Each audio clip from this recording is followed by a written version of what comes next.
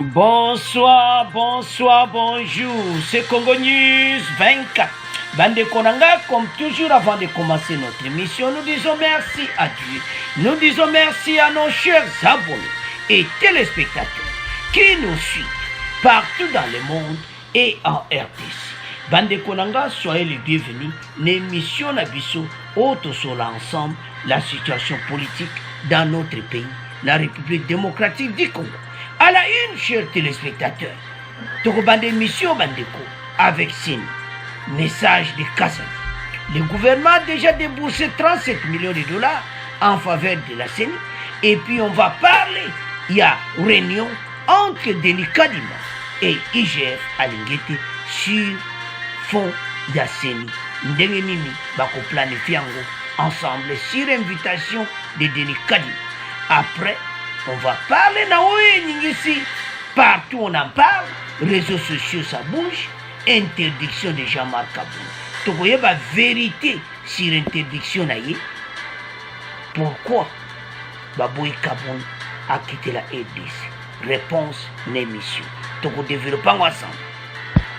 Deuxième point chez téléspectateurs. Échange de vœux FARDC police avec président Fachi. Boyoka message bandiko. Lelo ezalaki somme on a parlé de la nation. Alors tous à la connecter, Tokoyoka Bexrepe, Toko développer ensemble. Et puis on va parler Kaganapoyo. Il y a Thomas Lubanga et 5 collaborateurs toujours en otage par le rebelle Kodiko. Bande Kwaza en otage. Alors la négociation est en cours. Alors Toko développer en émission là-dessus. Troisième point Bande Konangai. Après le message de Kagame, renfort des militaires à l'est de la RDC, Boyoka Bandeko. De nombreux éléments des forces armées de la République Bandeko continue plein à craquer. Alors, moi, on a clairement réponse de Fachi. Parce que le message de Kagame Alobi, il a affirmé un temps pour négocier. Alors, Kagame et moi, on a que oui, FARDC. Tous appelés à renfort. Alors, tu développes mon émission là-dessus. Quatrième point chez téléspectateurs. Coopération militaire. Bandeko. Entre la Belgique et la RDC. Bandeko. Des militaires belges seront déployés en RDC dès le printemps. Bandeko, les militaires belges à Kindu avec les FARDC. Boyo Kaba détail Bandeko. Peut-être développer ensemble. Alors, bande konanga émission na bise bandi committant auto solo ama solo ya mboka. Yebisa muninga soki boza en ligne place bozo solo la, yebisa bango committant auto zala ensemble sur na WhatsApp, na Facebook, bozo solo committant tout développer ensemble ma solo ya mboka. On va commencer cette émission bandi konanga avec message ya ministre des Finances. 37 millions pour la CENI bandeko. Et puis on va parler, il y a tête à tête Kadima, na Alingete, et puis il y a Jean-Marc Kaboun Bandeko sur interdiction a été acquitté RDC Kinshasa. Toya Napoana et Rosala Asuka. Alors que le président de cette institution d'appui à la démocratie, Denis Kadima, affirme n'avoir reçu aucun centime en termes de financement pour les préparatifs du processus électoral, le gouvernement, par le canal de son ministre des Finances, Nicolas Kazadi, contredit et dévoile que le gouvernement a déjà déboursé près de 37 millions de dollars en faveur de la CENI. Alors, ce total dossier Oyo, Kadima Ayakimba mon micro, alors que voilà, retard cause à la mongo ya buena mbala moko Nicolas Kazari vite bongo ti. Ils ont déjà signé, déboursé 37 millions de dollars en faveur de la CENI. Mbala mo Kadima, calme koti. Ah, likambala Kadima bina le menga wande ni donc azaki. Ce que tu comprends ti. Ya talaki caisse vide. Boyibikaki kuna nanga tiki lokota. Allez, mbala moko amona la réseau les kati. Tu évites ce qui tara virement, tu évites ce zaki ndenge nini. Alors Denis Kadima mbala moko azooblige ya kobelela bandeko to comprendre parce que atali me ndeni likonde ezomwana te président ndenge nini faci mpe aluti kuna na kazali me ndenge nini yo mpe kuna ndeni abita là déjà eza déjà déboursé Kadima Tuni combien au 37 millions masolo kitoko donc bon nyonso botia ba doute na élection tout le monde oyo bamakelele voilà mbongo yango wana bandeko déjà toyoka déjà bopposition mbongo bakozwa wapi moso otalika wa message olobi mboka na biso oyo nini otozoloba vraiment EDC na biso soko otali oyoki na mawa alors 37 millions de dollars eza maintenant en disposition ezomona clairement que élection ekozala année prochaine dia toyoka esama lukonde ete bakosala recensement et puis bakosala élection na délai constitutionnel donc Kadima côté finance peut-être ayebaki te ke basi baviraki alors sikoyo aye komona ke oui penza mbongo eleki alors qu'est-ce qu'il a fait parce que tout le monde a vraiment que Kadima aza honnête pourquoi toloba bon tant amoni 37 millions alors alobi ke komitan oyo ngana solola na Gilles Alingete chef de service de l'inspection générale des finances a échangé ce mercredi avec Denis Kadima président de la Commission électorale nationale indépendante. Les deux hommes ont parlé de la collaboration dans le cadre de la bonne gestion des fonds publics alloués à la centrale électorale. Alors, bande konangai, ozo laksa clairement que Denis Kadima aza vraiment na posa que finances ça la bien géré. Et c'est de l'heure bandanga ezaka bon alors. Toyo kananu confirmation ya rencontre nena Alingete. Bon, to continue mission na biso. Général des finances accepte d'accompagner et d'encadrer la gouvernance financière de la CENI. Jules Alingete l'a fait savoir à l'issue d'une séance de travail qu'il a eue hier, mercredi, avec le président de la Commission électorale nationale indépendante, Denis Kadima. Selon l'IGF, cet encadrement fait suite à la demande du bureau de la CENI depuis 3 mois. Les détails avec vous, Jeff Ngoy. Nous venons d'avoir une séance de travail avec le président de la CENI autour des modalités d'encadrement et d'accompagnement de l'IGF au profit de la centrale électorale de notre pays sur les opérations financières. Nous avions été saisis par le bureau de la CENI qui avait souhaité avoir un accompagnement de l'IGF, mais à l'époque, compte tenu de tout ce que nous avions comme travail à faire, nous avons convenu de le faire un peu plus tard, déclare Gilles Alingete. D'après ce dernier, au regard de l'actualité brûlante, Denis Kadima a réitéré rapidement sa demande pour que cet accompagnement se fasse maintenant dans le seul but de garantir la transparence de toutes les opérations financières de la CENI. Les deux personnalités, indique l'IGF, ont eu une très bonne compréhension mutuelle sur le déroulement de cette mission. À cet effet, Alingete rappelle que la loi portant organisation de la CENI prévoit qu'à la fin du cycle électoral, la Cour des comptes procède à un audit interne en vue de faire rapport au Parlement et au président de la République. Mais pour garantir la bonne gouvernance des ressources financières mises à sa disposition par le gouvernement afin d'organiser les élections, le bureau de la CENI souhaite donc se faire régulièrement accompagner par les chefs. Alors, bande konanga boyoka okozwa président ya CENI ya boye wapi 37 millions na compte ya CENI wow. Alobi pona tambusa yango bien nalinazala chaque fois en contact avec Gilles Alingete. Botala honnêteté ya Denis Kadima. Bandeko makambo yo eza makambo yo tozali komona yango te na lera Corneille Nanga tomona makambo te président ya CENI azolo ke ba travailler ensemble chaque fois na Gilles Alingete pona ndenge a gérer ba fond wana ya élection makambo kitoko so tozesa ba congolais ke fachi ayeli biso mutu Alingete aza bien parce que bele tozali koyeba te bele bayebaki Alingete te fachi aye na ye na makambo oya finance ya l'état mais soko tali travail ya Alingete eza pena propre. Alors maintenant sur demande ya yemoko Denis Kadima to comprendre bien yemo mutasenga Alingete baya ko travail il y a un signe déjà que Azamutamaya dit Alingimbongo a Senia Girango très propre. Bafuta bateau bazana ba bureau à vote, bateau nyonso bazozana ba cellule partout. Donc tout est bazala bien payé. Et puis biloko nyonso bazana besoin pour l'élection, makambo esala makitoko. Botala. Bandeko oeza ba preuve moko congolais faut comprendre en direct.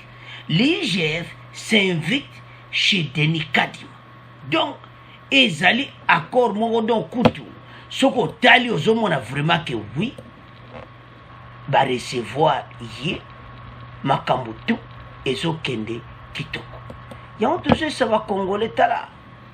To wuti musika na makambo oyo. Et comme ta auto développé mboka na biso na makambo nyonso. Arrivé à Kadima na place on est belé bazako tia ba doute. To landi wana biso nyonso. Boyebi batu na biso très bien. Na lera kala. Nanga bochembongo alobaki on a travaillé avec IGF ensemble na ndenge na on gérer mbongo tout ça nana ko sala yango mutu ako coopérer na lingeta za mutu mo azana ordre mutu andimi ko coopérer na IGF et tout travailler ensemble na ba dépenses c'est la ligne aza mutu aza vraiment honnête bino ba opposition bota la présence ni aujourd'hui bota l'honnêteté azana. Après la confirmation de Nicolas Kazadeke qu'il a reçu 37 millions de dollars, Denis Kadima invite IGF pour Babeta Masso. Et ça kitoko, à la sortie, Alingeta lui Masso, l'équipe na kitoko. Donc très bien. Et biloko Alingeta Lingaka yango yo. Bino bobo tikal, bon exemple pe à Denis Kadima. Ba tielo mbongo na département na yo. Oh.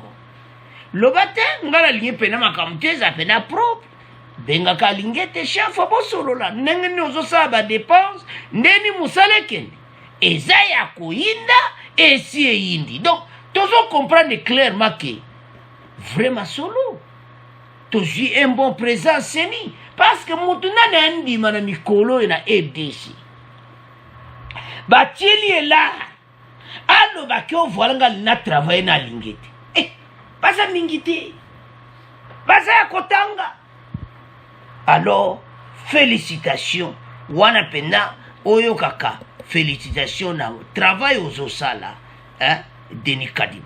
Alors, wana ezalaki situation ya seni tolandi biso nyonso.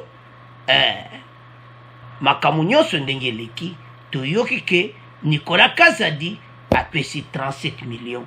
Donc, pour nous résumer, pour une élection, donc, maintenant, bino opposition, Martin Fayulu, Moïse Katumbi, Mbongo Yangwana 37 millions de pesi, bon se préparer, élection est l'année prochaine, Totika Makelele, les gauche-droite, au glissement, au boeraboué, tout le monde a moutou, parce que le problème n'est pourquoi tout le babon. Katumbi et Martin Fayulu, bah, le but déjà qui glissement se préparer. Martin Fayulu est même allé Tina Union africaine koloba que voilà oyo tout ezoluka glissement ndenge Denis Kadima azopesa ba contrainte et maintenant mbongo yango wana Martin Fayulu tika wana nyonso bozosala élection les années prochaines glissement ezate. La négociation vous a posé nango. Exact. Bon se préparer na champ de bataille. Bon ça mabaya, allez, face à face, beaucoup t'ana fati na 2023. Alors, binonyo soboaki na doute ici, 37 millions et côté na caisse. Alors, sikoyo, ton le kana Jean-Marc Kabound. Vérité sur interdiction de Jean-Marc Kabound de quitter la RDC. Bandeko, Jean-Marc Kabound, et ça passe citation, désavoué par ses collègues députés, membres de l'Union sacrée, est exclu définitivement de l'IDPS par la Convention démocratique du parti. Jean-Marc Kabound voit l'État, je m'excuse, se resserrer autour de lui. Pour la énième fois, sa demande d'autorisation de sortie du pays pour des soins médicaux à l'étranger lui a été refusée par le speaker de l'Assemblée nationale, alors qu'il est encore premier vice-président en fonction de cette chambre en vacances parlementaires. Boyebi ke ti le loi Zanekaka, premier vice-président, même IDPS peut balongolier, mais officiellement, Azanekaka membre. Vous avez. Alors, Asengi Nzela qui est médicaux. En disgrâce et malade, Kaboun attend toujours l'autorisation de son évacuation. Alors, le Kamouba Lekiflo, dans une correspondance adressée au président de la Chambre basse du Parlement, Christian Mbosso Botanga Bandeko, parce que Awatoya kana vraiment solo, Moutinyoso Tangi à comprendre. Alors, dans la lettre à Pesaki mercredi 16 février, Jean-Marc Kaboun, lettre mercredi, donc c'était hier, Jean-Marc Kaboun dit avoir constaté que ces demandes d'autorisation de sortie, telles qu'elle est discutée avec ces derniers par téléphone depuis le 8 janvier, dont les éléments ont été mis à la disposition du cabinet de Mbosso le 12 et rappelés le 26 janvier par courrier. Awa, yazo comprendre. Le 8 janvier, Basolo Lakina, Namboso. Après, il y a 10 lettres à poster par courrier, basé le 26 janvier.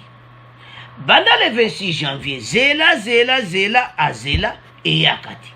Oh, président Mbosso. Mais tu Kozaki, na téléphone le 8. Mais n'dengendini, ils ont abondé. Alors que, Mibe Koko. Ba député nyonso, oyo ba olinga babima EDC, il faut pas d'autorisation de sortie. Vous comprenez? Makamami, les athées, nani. Donc, tout le monde va député de l'autorité au tout. Oazo lingabima ETC. Dans le moment où ça, il faut autorisation.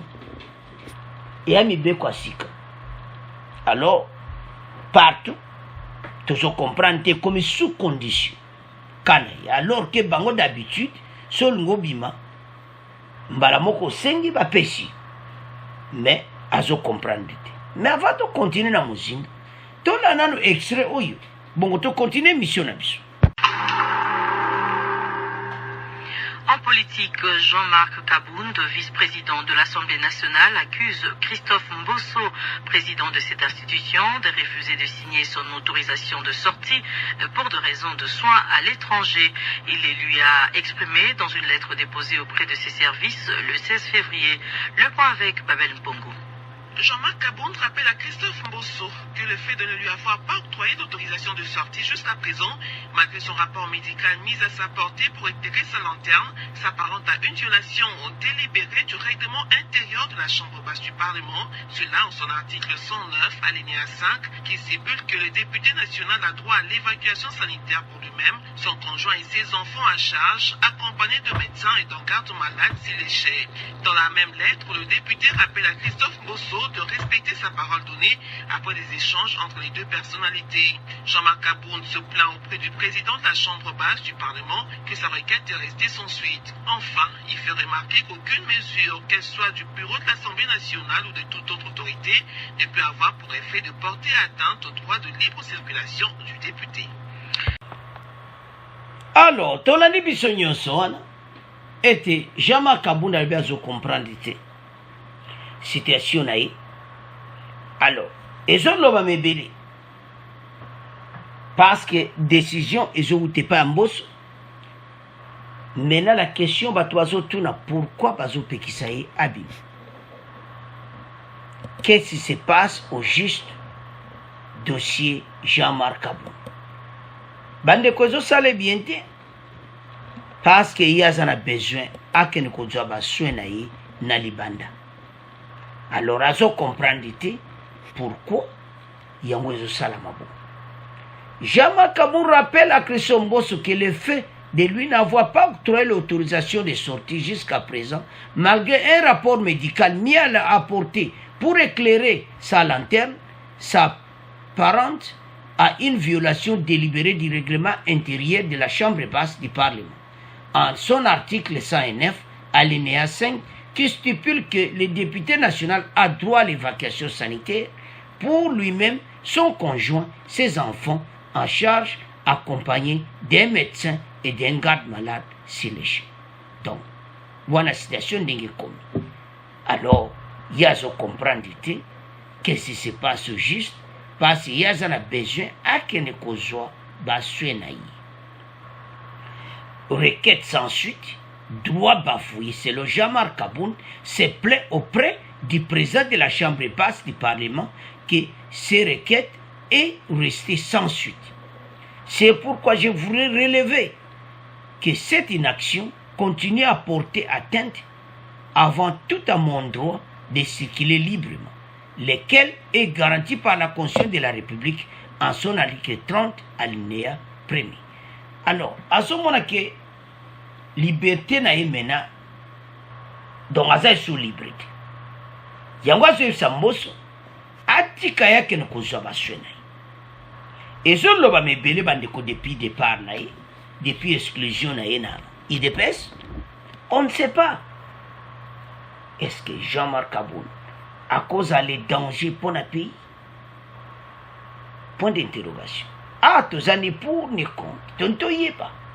Qu'est-ce qui se passe au juste? Est-ce que Jean-Marc Kaboun soit abîmé les bandas? Et peut-il avoir un problème? Point d'interrogation. Parce que vous pouvez savoir, parce que pour le moment, il est déjà exclu, il a sous-jeté, tout ça. Mais, premier vice-président, il a toujours pas ça, ça l'air de bazo fouta pas na longweti. Si le bayer en mars, so ba moni ke basa la pétition ba longolai, ça c'est autrement.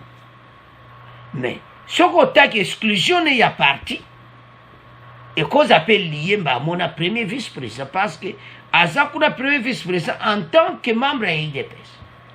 Alors, ce qu'on va scénario yo bandeko ezo pesa mubulu. Yango yazo mona ke situation est comme au boulot parce que bon, pour le moment ça na vacances parlementaires mais alors ça na droit kobima mais kana e ba pexi alors Jean-Marc Kabunda lobi ke azo mona ke ba droit na yi bandeko eza bafoui le wana message na yi alors totika ngona bino tokomokene na deuxième point. Alors bandeko nanga tokomi na deuxième point na biso. Échange de vœux phare de ces polices avec le président Oyokaka, le commandant suprême des forces armées, Boyoka, message Oyofachi Apesi. De autant que Boyoka va message Oyofar de ces Bapesi, Boyoka message Yafachi tout le monde qui a quelque chose échangé. Et de ceux et de ceux entendez tout ça là qui. Vraiment, les hommes qui font penazo à mesure nécessaire, mboka na biso quand même, et comme à niveau n'engue ba congolais basakolinga. Bande quoi ça passe? Le palais de la nation a abrité le 17 février la cérémonie d'échange de vœux entre le président de la République et le commandant suprême des forces armées de la République démocratique du Congo et de la police nationale congolaise, Félix Antoine Tshisekedi, et les forces de défense et de sécurité nationale.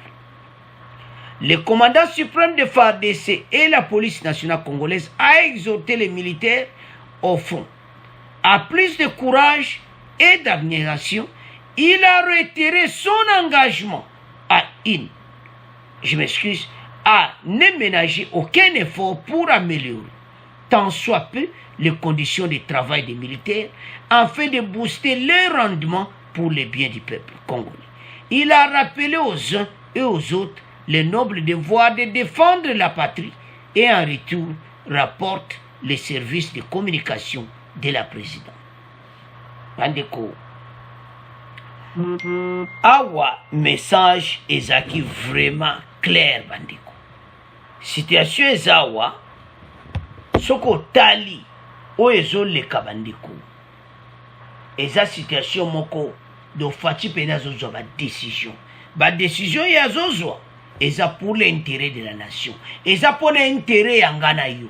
Alors bandeko bendele ko ya te bato to affaire d'ici. Toko yo que change de vue, to comprendre que loko moko change wa. Bandeko Tolanda première partie entrée à Fachi message ya phare d'ici. Bongo après to ya na message à Fachi. Monsieur Guillaume, oui, c'est vraiment à mettre à l'actif. Nous voyons là l'arrivée du chef de l'État.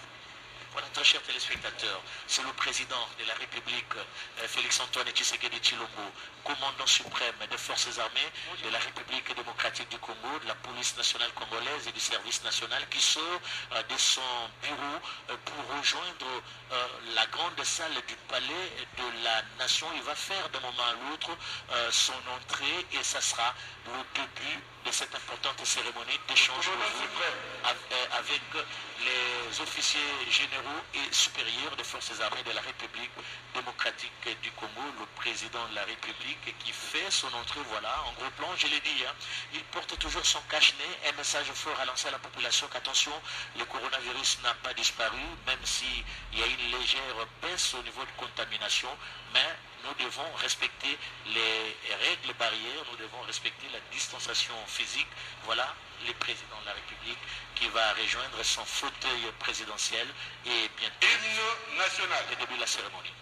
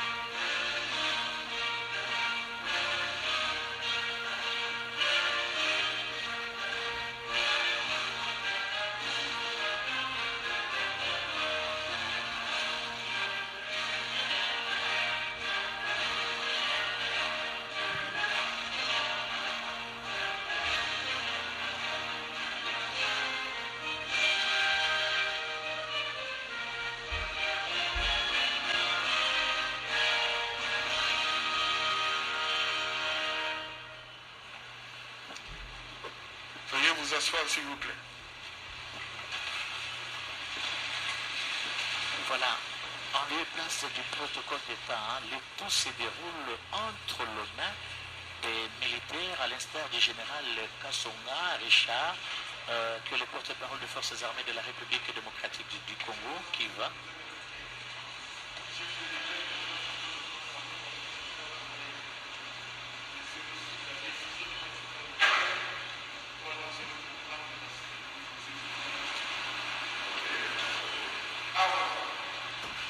Il a demandé la permission au chef d'État, c'est ça la discipline militaire, et si on pouvait bien commencer la cérémonie, c'est le général Richard Kassonga qui va faire le déroulé de la cérémonie. Tout est militarisé ici, très chers téléspectateurs, on en voit pas. Excellence, Monsieur le Président de la République, chef de l'État, commandant suprême des forces armées de la République démocratique du Congo et de la police nationale congolaise.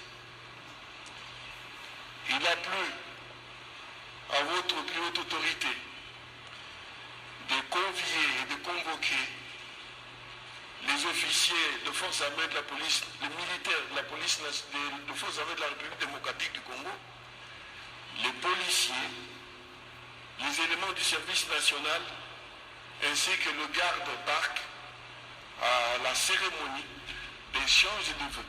Ces éléments de défense et de sécurité de la République démocratique du Congo. Le chronogramme d'activité pour la journée de ce jour se présente comme suit.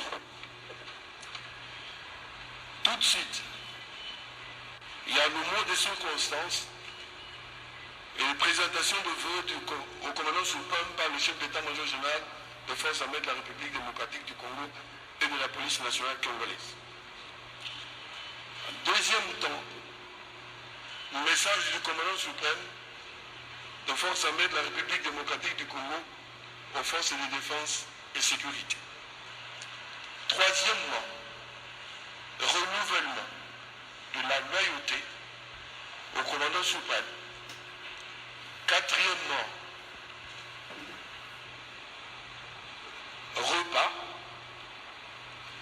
et photos de famille pour immortaliser la rencontre. Sans plus tarder, avec l'autorisation de votre suprême autorité, nous invitons le chef d'état-major général des forces armées de la République démocratique du Congo pour prononcer le mot de circonstance. Accordé au général Mbala,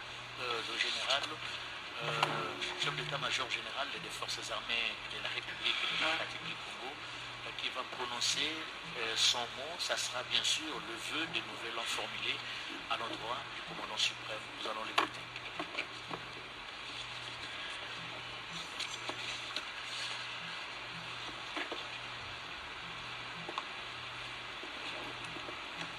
Excellence, Monsieur le Président de la République démocratique du Congo, chef de l'État, commandant suprême des forces armées, de la police nationale congolaise et du service national. Excellence, vous avez dans la salle les 159 éléments de l'armée de la police, dont 108 pour les forces armées de la République démocratique du Congo, y compris les éléments de garde-pacte et du service national, et 51 éléments de la police nationale congolaise. Permettez, Excellence, que vous autorisiez que les militaires et les policiers puissent prononcer leur serment devant votre autorité et leur devise. Mettez-vous debout, s'il vous plaît. Force de sécurité, notre serment. Notre serment. Notre serment.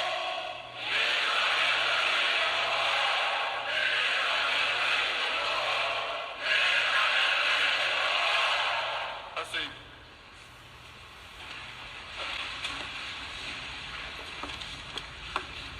Excellence, Monsieur le Président de la République, chef de l'État, commandant suprême des forces armées et de la police nationale congolaise, avec l'expression de nos hommages les plus efférents. Excellence, Messieurs les membres du gouvernement de la République démocratique du Congo, c'est avec un réel plaisir et en même temps un honneur pour nous d'être reçus dans ces hauts lieux du Palais de la Nation dans le cadre de cette cérémonie d'échange de vœux de l'an 2022. C'est pour moi un grand honneur, doublé d'un réel privilège, de prendre la parole devant la plus haute autorité du pays en cette période caractérisée par la poursuite des opérations militaires contre les groupes terroristes étrangers et leurs forces supplétives locales en Ituri et au nord Kivu, mais également dans le sud Kivu, le Maniema et dans le nord du Katanga, dans le but de protéger nos populations. Généralement, en pareille circonstance, les forces de sécurité dressent un bilan de l'année écoulée et projettent des perspectives d'avenir avec l'obligation d'annoncer l'imminence de la fin des opérations et restauration de la paix au profit de la population congolaise qui n'aspire qu'à la sécurité et à la tranquillité.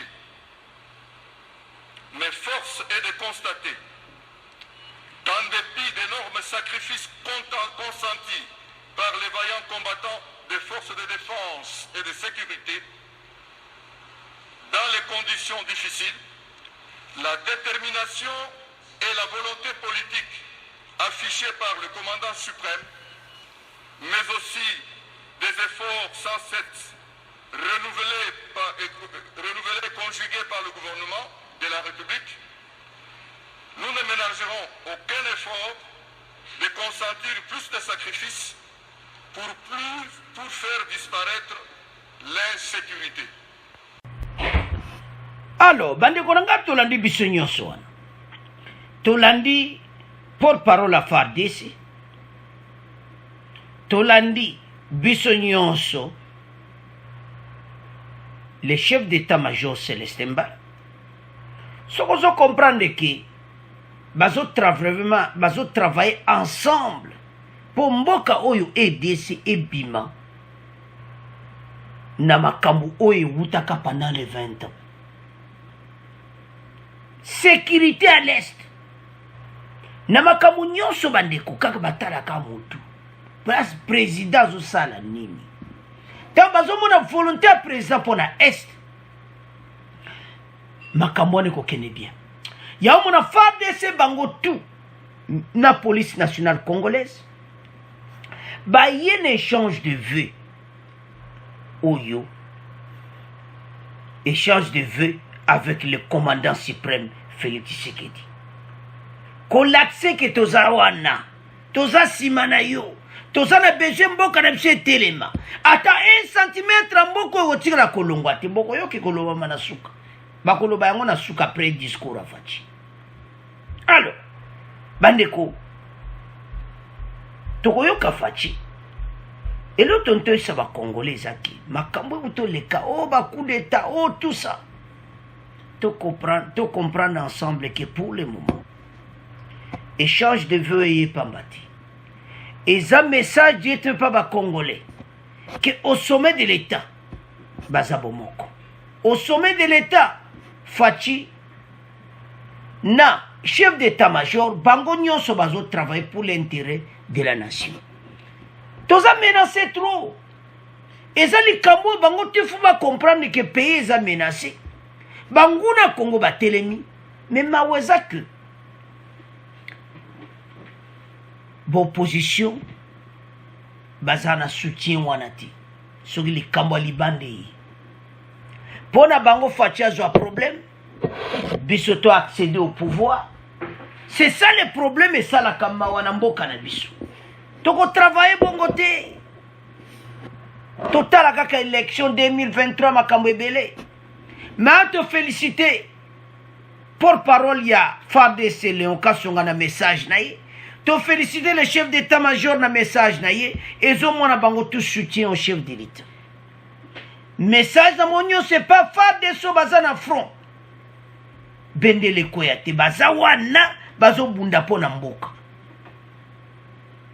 Bande koranga makambo yo ela musaka biso. Ebele botalaki yango. Et so là ça clairement attachement. Bandeko pona mboka. Yanto senga na ba congolais. Et tous à la bomoko. Parce que tant tous à nango be ennemi ba telemeli biso. Alors Toyoka Sikoyo, chef de l'État. Pour parler à FARDC, à présenter chef de l'État, pour un message naï. Bon après, tout continuer mission na biso, fatia ko beta sete. Akoloba clairement ndenge nini mboka oyo. Tous a menacé mais FARDC ba sa musala mo pi avant même abanda message ne fatia minute de silence. Pona ba jeune soldat na biso bazo kufa kina front na mikolo eleki. O eleki na dju. Ba soldat ba kufa ki ebele. O eleki na M23 toyoka kinyoso. Alors fachi minute de silence et salamaki. Hymne national pays salamaki. donc mpona mboka na biso bendele kwea te FARDC azo continuer kotravailler. Alors toyoka chef de l'état bongo to continuer mission na biso. Respectueusement, nous invitons le chef de l'État, commandant suprême, à bien vouloir prendre la parole afin d'adresser son message aux forces de défense et de sécurité dans la salle. Merci, Général. Mesdames et messieurs, avant toute chose, je voudrais vous demander de vous lever afin d'observer un instant de recueillement pour nos soldats tombés au front ces derniers temps. Et je profite de l'occasion pour vous présenter à vous et aux familles de nos vaillants héros mes condoléances les plus attristées.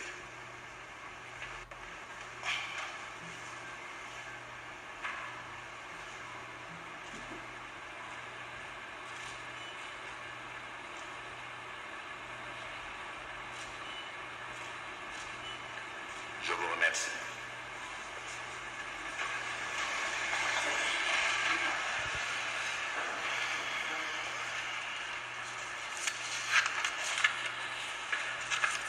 Mesdames et messieurs les officiers généraux, supérieurs et subalternes, sous-officiers et troupes des forces armées, de la police nationale congolaise, du corps des gardes nationaux et du service national.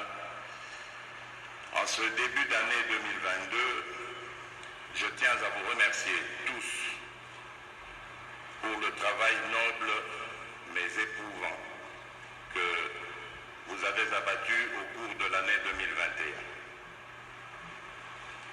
Il est vrai que beaucoup de batailles ont été remportées sur les différents théâtres des opérations, mais la guerre n'est pas encore finie.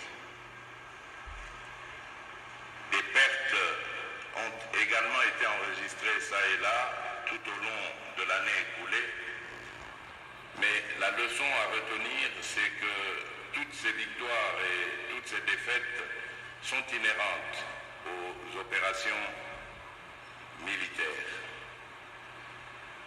Voilà pourquoi je voudrais m'arrêter un instant pour vous exhorter à avoir encore plus de courage.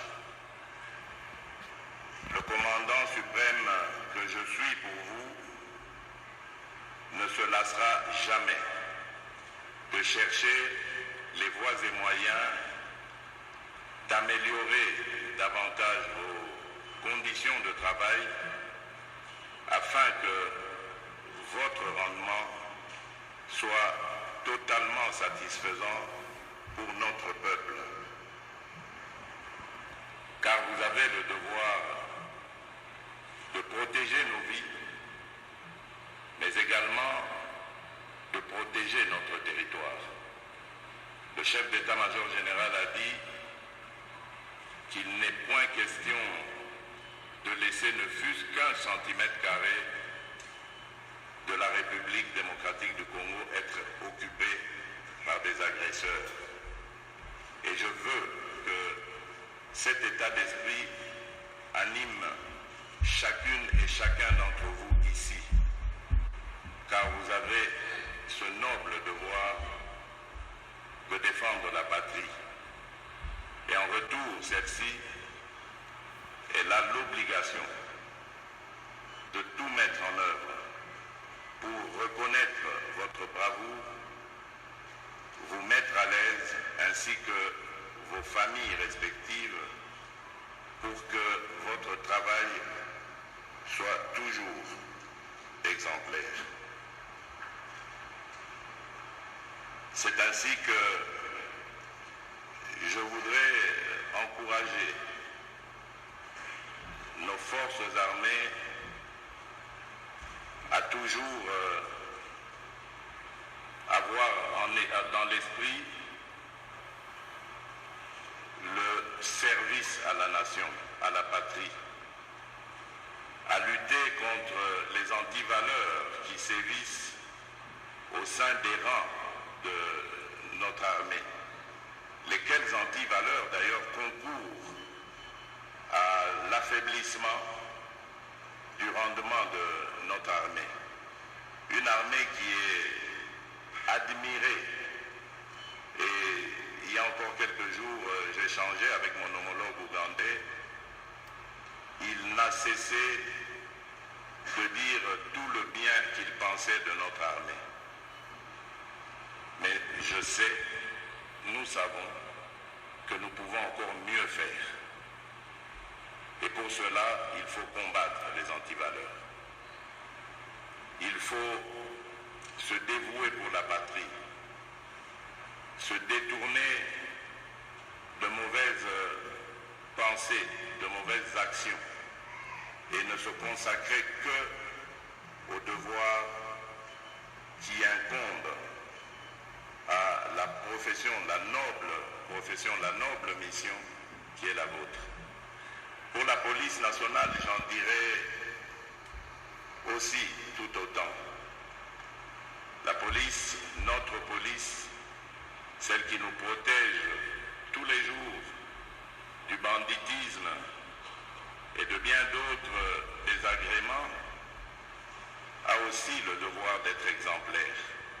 On connaît cependant que la pandémie de coronavirus qui a endeuillé l'humanité tout entière n'a pas permis la réalisation de certaines de mes promesses faites au début de l'année passée dans le cadre du rétablissement de l'ordre public et de l'autorité de l'État à travers l'ensemble du territoire national et singulièrement dans la partie est de notre pays.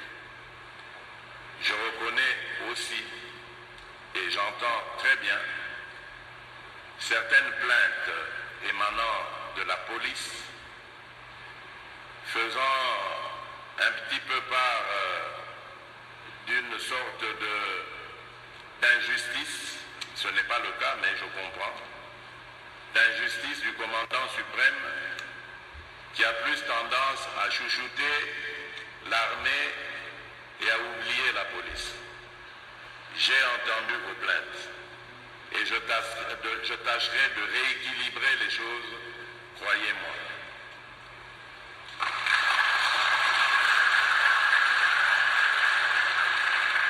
Nous avons beaucoup d'objectifs à atteindre avec la police.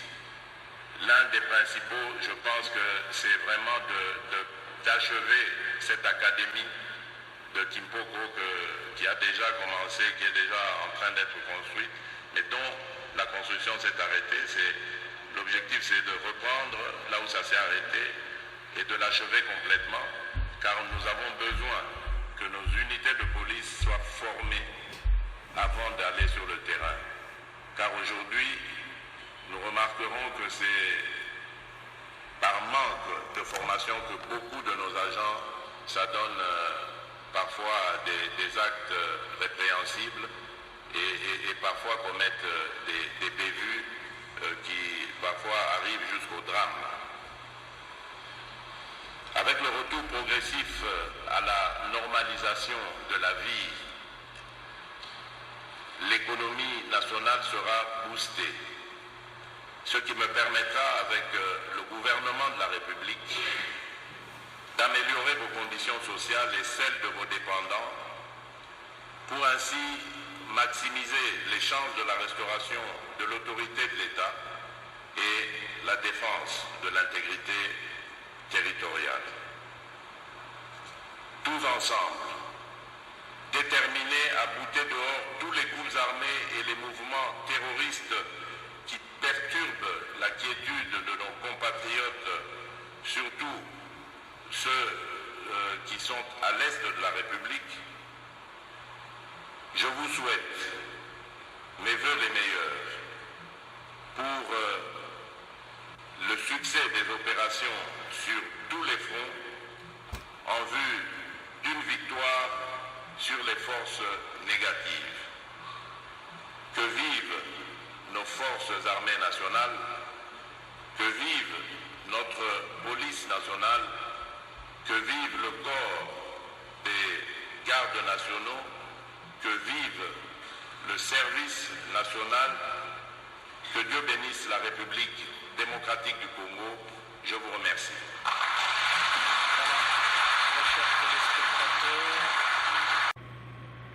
Alors, Bandeko Nanga, nous avons suivi le chef de l'État.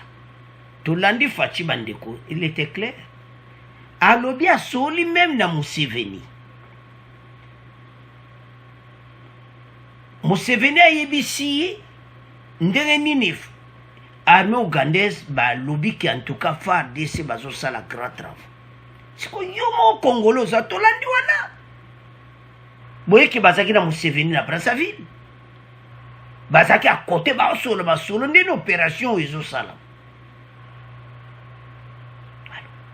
Phare de ces bazo travail makastala fatika avant bandanan.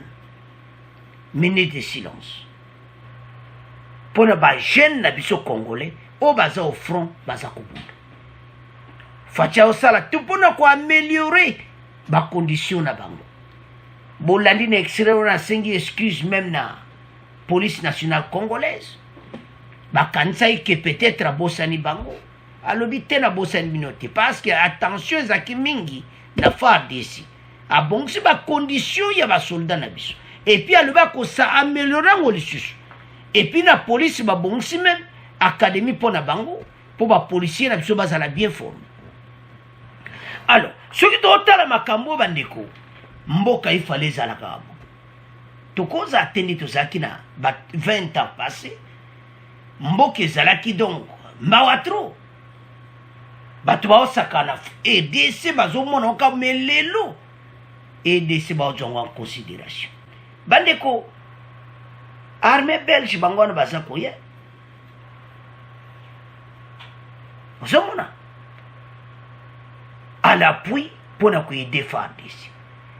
Makambo ya est ko koma na suka na yango. Ba voisin ta batie mutu makasi. Ba voisin ta batie oyo balobaka na lobani mutema mabe. Bando qu'est-ce qui se passe kuna na kati ya zamba? Non seulement ko bomo bandeko na biso, mais bazo yiba ba minere na biso. Ba ressources eza ko kende. Eza mawa. Soki to tala ba biloko aboyi. Ezo sala passe. Les groupes armés, bazo ba position, bazo ba camp na bango, ba place na bango, et ba quoi que ça les affaires. Alors, ezo sala mawa. Mboka oyo ti ekokoma na posa nde bakongole baza lelo ata bayibi lelo ata bazoboma bandeko na biso me ntango ekokoka oyo nzambe akotia point na makambo nyonso fatia ayebi ke makambo tokoma na suka nango FARDC bazokontinue bandeko formation ezo salama toza kolela ba unité sika nzoka nde fatia za ko se préparer tozo yana po elandi renfort ou yina Nord Kivu bandeko za son mais tozo yana po alors bandeko FARDC balaxi fatike oh bawana oh coup d'état oh boena bodona don ndenga balaxi fatie ezo mona ke baza formana ba renouveler confiance dans très bien ba l'accès pas chef de l'état et tozali wana pona yo fachi pa lobi ngape no sala nyonso na bonsa ba condition de vie na mino parce que bandeko ndenge FARDC bazalaka dans les 20 ba gouvernement ou aliboso bandeko ba soldat impayé bazaime ko futa bango te barriere bon moto wana ke obunda kuna nini aluka kaka ali akop a obunda te ti lelo baza kokanga bo-officier FARDC na Nord Kivu état de siège il faut continuer makambo eyelaki état de siège soko esili wande état de siège pe esili o nyonso balingi état de siège te botala bango malamu bandeko état de siège ebomi makambo ebele ya kosakana te. Alors wana ezalaki échange de vœux pour Congolais comprendre qu'il y a attachement total. Donc et puis FARDC na fati bomoko na police nationale congolaise. Surtout les Kana oyo groupe armé oyo. Thomas Lubanga et 5 collaborateurs toujours en otage par les rebelles Kodeko. Ezamawa bobi Thomas Lubanga zalaki liboso rebelle pe ayotika makamwana baponi na fati ke ye ayebi bango bie basa ba négociation. Kana ba cadre yango ndete oloba toujours en otage. Thomas Lubanga, ancien seigneur de guerre en Ituri, demeure toujours en otage, en captivité, par une faction de milices Kodeko.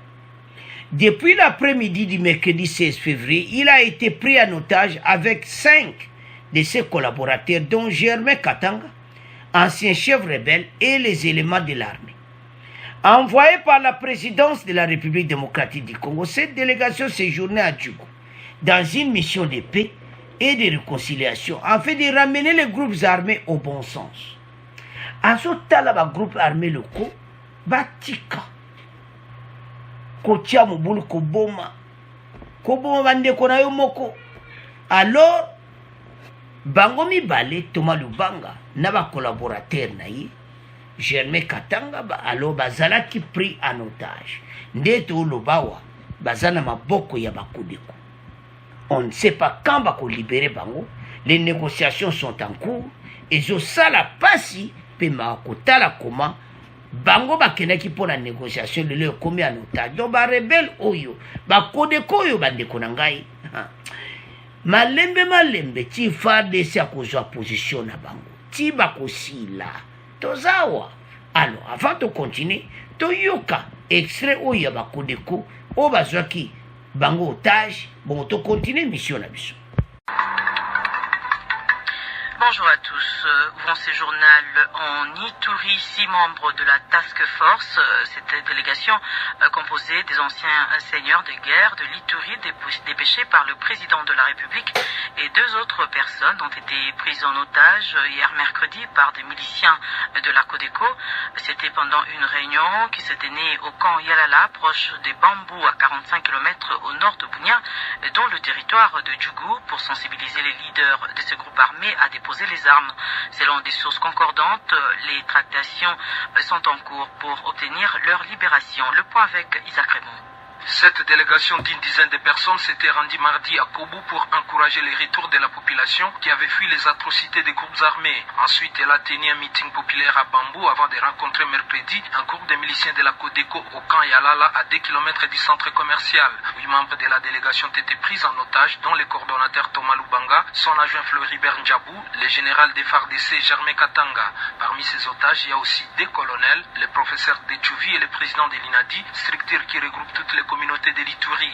Ces otages ont été conduits au bastion de cette milice à Goutsi. Selon les porte-parole de la Task Force, ces miliciens justifient leur action par le souci de mettre à l'abri ses membres pendant les bombardements de l'armée hier mercredi contre des positions de la Codeco, Pichou Iribi. Selon les miliciens, c'est à la suite d'un bombardement que les membres de la Task Force, à l'exception du porte-parole et des 2 journalistes, ont été extraits pour être mis à l'abri, de sorte qu'ils ne soient pas rentrés depuis hier. Toutes les informations reçues de ces éléments de Codeco rassurent que les membres de la Task Force sont bel et bien vivants et bien portants. Selon des sources de sécurité, des tractations sont en cours pour obtenir leur libération. Bunya Isakre Moyope, Radio Okapi. Les leaders de la milice Codeco conditionnent la libération de ces membres de la Task Force par le respect de leur cahier de charge par le gouvernement de la RDC. Encore une fois, écoutons Isaac Raymond revenir sur les revendications de ce groupe armé. C'est depuis 2017 que la milice Codeco est active en Ituri. Elle est actuellement divisée en 6 factions au moins qui commettent des exactions dans les 3 territoires d'Irumu, Djougou et Mahagi. Les principales revendications de ces groupes armés sont notamment les cessez-le-feu pour permettre les négociations avec le gouvernement, l'intégration de ces combattants au CDFARDC et leur prise en charge intégrale pendant les processus de désarmement, démobilisation et réinsertion communautaire. Ces groupes armés exigent également la libération de tous les détenus, membres de cette milice qui sont incarcérés à la prison centrale de Bunia et celle de Makala Kinshasa, mais aussi la levée de l'état de siège qui, selon ses leaders, est une mesure qui vise à combattre cette milice qui pourtant avait donné son accord aux anciens seigneurs de guerre envoyés par les chefs de l'État pour déposer les armes. Les leaders de cette milice sollicitent également l'implication directe du président de la République pour le rétablissement d'une paix durable en Ituri. Pour rappel, certaines factions de ces groupes armés coalisent avec la milice FPIC, Force patriotique et intégrationniste du Congo. Ils sont accusés d'avoir commis de graves violations des droits de l'homme, dont les meurtres, les enlèvements, les incendies des maisons et les déplacements des milliers de populations civiles. Bunya, Isaac Raymond. Alors, bandeko tolandi ba revendication na bango. Eza mawa. Soki tozotala ba condition bango bazopesa. Non. Ce n'est pas possible. Bino ba rebelle. Bozo pesa ba condition andingi wana. Ah, nzambe nanga mboka na biso. Bande kona situation difficile. Ba mone ke ba kende na kubunisa bango nani bazo pesa be condition ke ba longo l'état de siège. Ba rebelle Codeco yo un jour ba komona. Bande ko renfort ekiti kuna ko bokomona to laksa bino. Et c'est ça ko yinda pour le moment.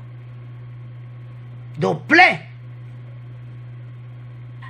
bazolo bake balongo l'état de siège po bobina pena bien ko boto boma bato ebele bele bande Codeco baza bato moko nazomona te négociation ya kosala na bango boyebisa bango boyi bobima na zamba ou bien bokomona makamu na bino babima na zamba makamu tu bazosengana me babima na zamba bato bino bokangi bandeko so nazotala mboka na biso ya trop eza na bacomplicité osakana ute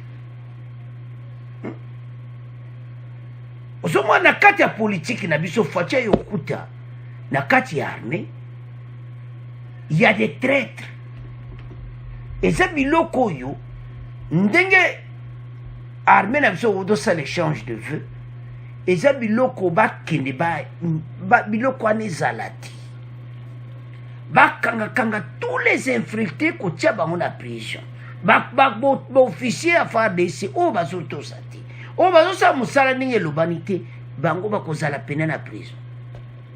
Pourquoi bazoloba état de siège bandeko eloko asomoni bato bazoboya yango ebomi bakope ebele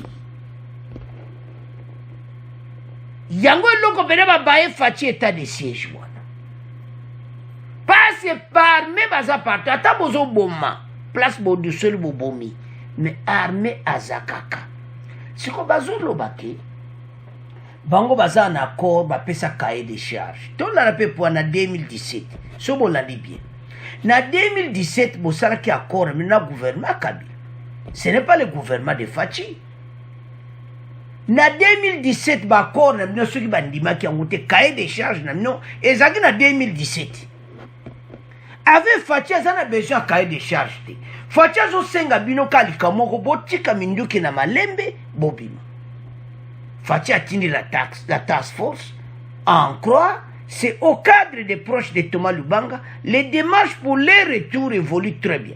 La task force appelle ici à la population congolaise au calme.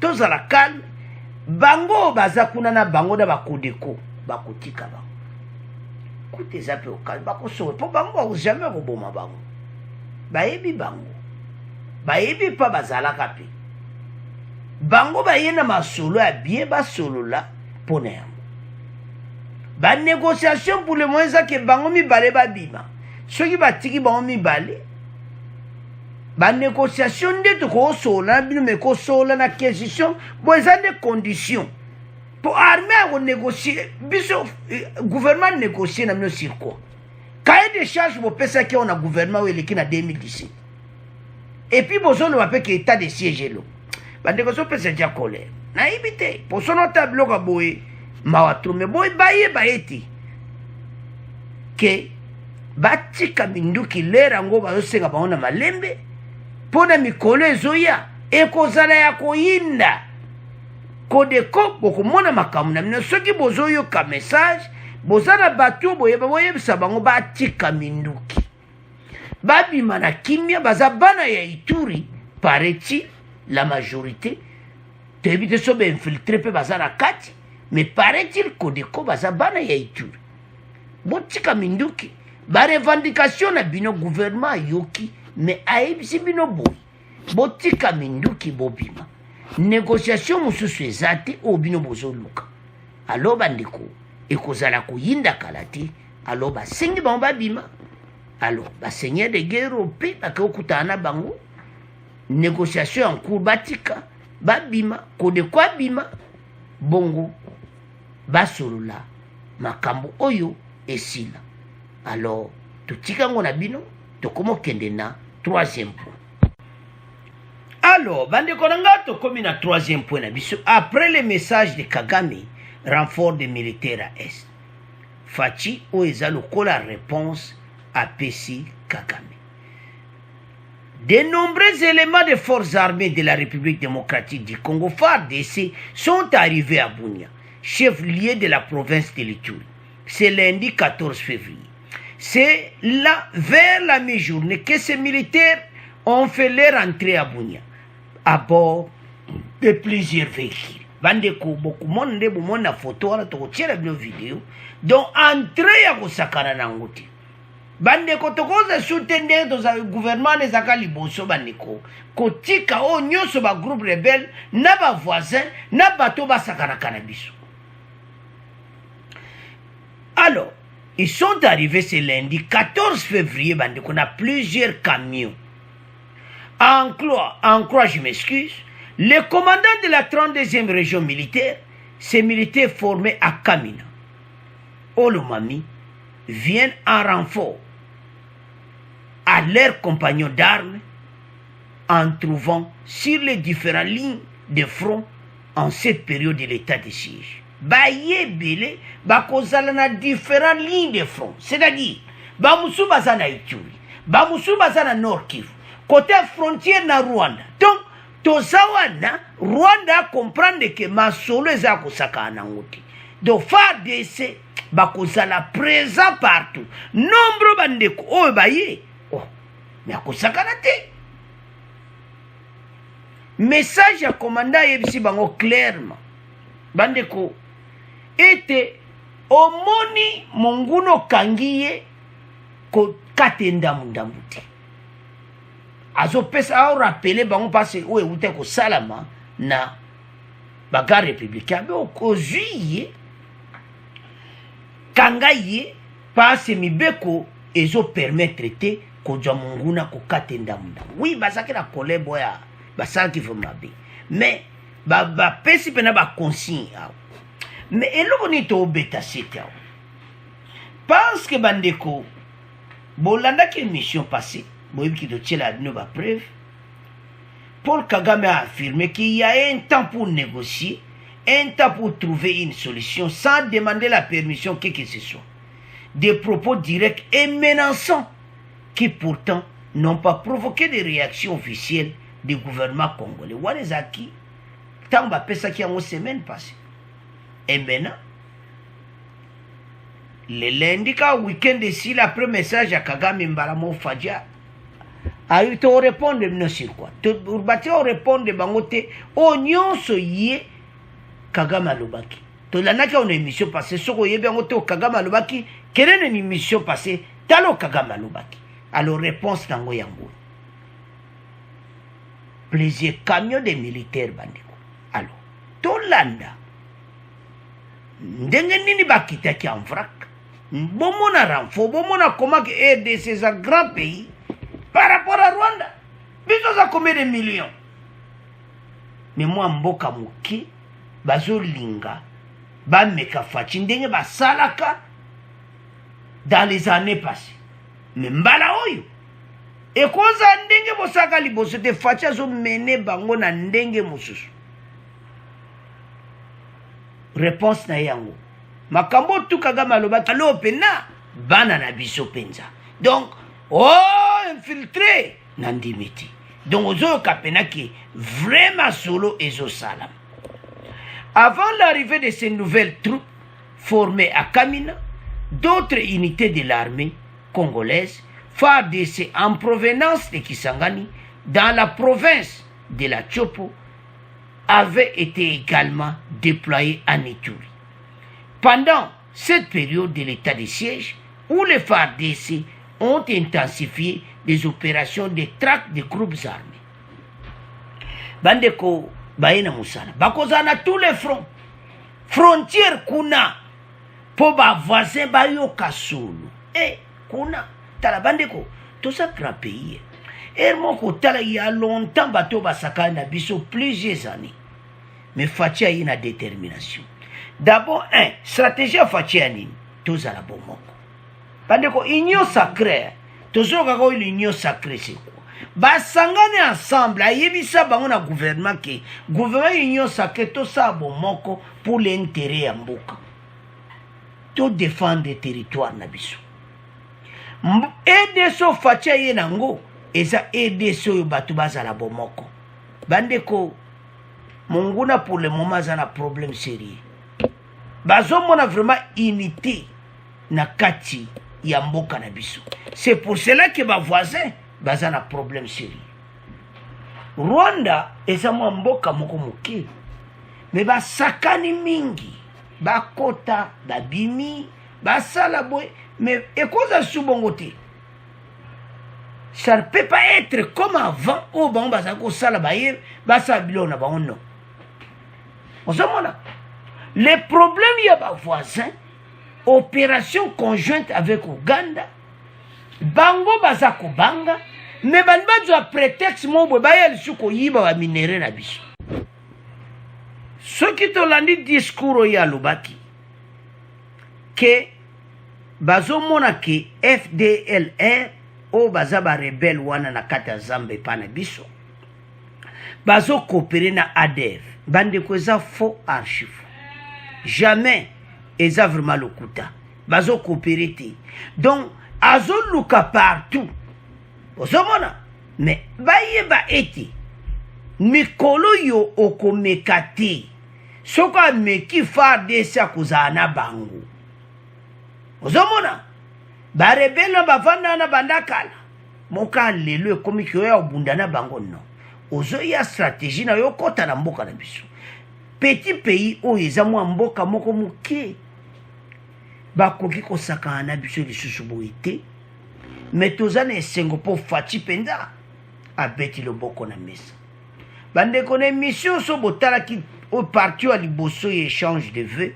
olandi message ya FARDC c'est très bien na Léon Kasonga porte-parole on comprendre que FARDC wana baza sous FARDC wa liboso te et ça FARDC sous Félix Tshisekedi oyo baza na besoin babatela mboka aucun centimètre tolandaki même na suka wana que centimètre moko ta RDC bakomona ngo lisusu alors bandeko na ngai ba voisin baza na problème sérieux pour le moment et comme étant oyo Faci alaksi bango que tozana équipe tozana o balobaka ba soldat to l'équipe bino soki to compter nombre effectif to l'équipe bango alors na Afrique na nombre de millions d'habitants au biso zanango il faut dans une armée à ma casse va continuer qu'on former va commander à FARDC message à ba congolais va continuer qu'on former les biso ba soda va comme ébélé comme ça ba toi yo ba mona comment nombre mati ba de ko passe exemple Chine nombre na boka ya pamba ba même américain ba mais ba ça trop so ba kitelo ka 1 million à pamba mais oh mbinzo zo boma muso bazoya do so tozana nombre belé mboka oyo situation est qu'on a résolu. Continuer à former les soldats na biso et solution qu'on joue na est à RDC. Alors, c'est à ce point tout tiki point oyo to komo kende na point na biso oyasuka. Alors, bande konanga to komi na point na biso yasuka. La coopération ou la coopération militaire na ba belge. Les militaires belges à Kindu avec les FARDC boyo kabande ko nouvelle koi RTBF a fait une nouvelle. Bango wa belge va publier en déjà mais na média na biso déjà peut va publier en to total na Kinshasa déjà va publier. Des militaires belges seront déployés en RDC dès le printemps. La défense prévoit un détachement militaire dès le printemps en République démocratique du Congo, à la demande du gouvernement de la RDC, indique-t-elle sur son site internet mardi. Il s'agit d'une mission de soutien qui se déroulera à Kindu, dans l'est du pays et dans la capitale Kinshasa. Bandeko, et ça somme. Alors, ba militaire wana, mosusu bakozala na la majorité bakozala na Kindu. Et puis quelques ndambo bakozala pe na Kinshasa. Bandeko, mboka na biso makambo ebele oyo eleki pendant les 20 ans to vivre yango kala te ba réalité nango komonana. Vous vous souvenez, Fatia Zaki a besoin armée américaine va intervenir. Ba américain ba le bio ba pesi ba condition voilà moyen te buena. Que ba généreux belé ba zawana oyo bazana sanction et tout ça. Et maintenant Fatia ta na angle mususu. Bandeko président Otozanayi ayebi Belgique malamu. Azaki na diaspora na Belgique ayebi mboka oyo très bien. Ayebi boba nani ya kosola na bango. Na papa na yeba vandaka na Belgique. Donc bandeko ayebi bango très bien. Bandeko ba Belge ba lobi boy. Plus de 5 millions de Congolais ont pris la fuite à la suite des différents conflits armés dans plusieurs régions du pays. Et la RDC accueille plus d'1 million de réfugiés des pays voisins. Burundi, République centrafricaine, Soudan du Sud, souligne la défense. Ajoutez à cela un système de santé confronté à la gestion d'une épidémie d'Ebola et des groupes terroristes qui gagnent du terrain. Donc, les groupes terroristes comment gagner du terrain par la biso. Les Belges ont la possibilité dans un pays indépendant. Les groupes armés, les Zako, Yako, Tchakaba, les Maboké na bango partout. Les Belges ont dit non, c'est non. Bandimi demande au gouvernement congolais. Alors, Bandeko arrivé na bango et kozala d'abord pour conformer FARDC. Formation makasi ensemble na bango na ba militaire belge bakozala na bakozala. Donc formation na formation ensemble et puis ba le bango clair que pour préparer FARDC pour se maintenir pour déloger ba groupe arménien.